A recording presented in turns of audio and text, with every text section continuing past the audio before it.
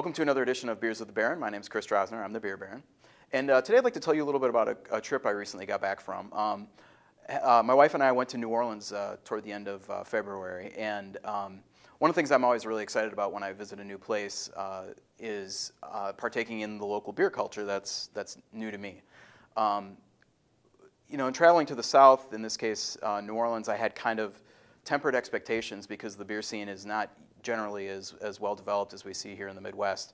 And that's not a slight on anywhere down there, but Alabama, Mississippi, and Louisiana rank 48th, 49th, and 50th in the number of breweries, which is usually a pretty good barometer of kind of how much diversity and how much scene there is.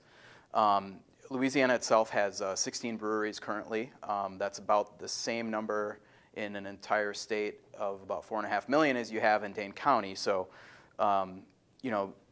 you're not working with quite as much material. But what I did find there was interesting. The beer was pretty solid, first of all, but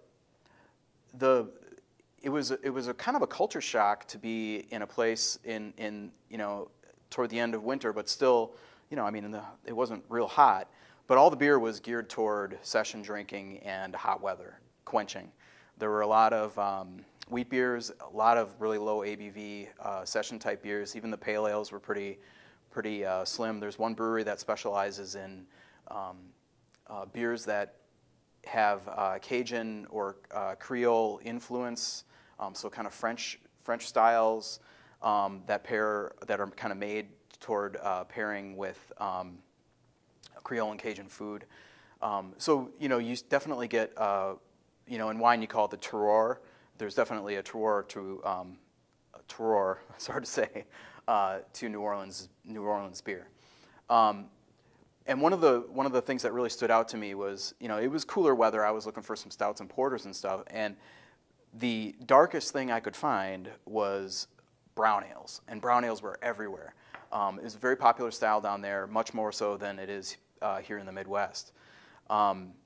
So I drank a lot of brown ales, which is a style that I don't usually get into a whole lot, and came away with kind of a new appreciation of them, I guess. And it just turns out that there is a really nice brown ale born in Louisiana that's sold here in Wisconsin, and that is Turbodog from Abita Brewing. Abita is based in Abita Springs, which is just across Lake Pontchartrain from New Orleans. It's one of the larger craft breweries in the country. It has been around a while. I think it was number 15 in the most recent rankings of beer production, craft beer production. And Turbodog is one of their mainstays. It's a nice brown ale, and you can see it pours a nice chestnut color with some beautiful ruby red highlights, if you can get it glinting off the light there. Brown ales are, they tend to be very malt forward, almost sometimes sweet, and that's certainly the case with Turbodog here. You get a lot of kind of a bready caramel aroma, but there is and this runs through the flavor as well. There's a little touch of kind of a spicy herbal hop note that kind of cuts it and keeps it from getting too sweet. The caramel flavors really take over on the palate, and there's a little bit of toffee in there.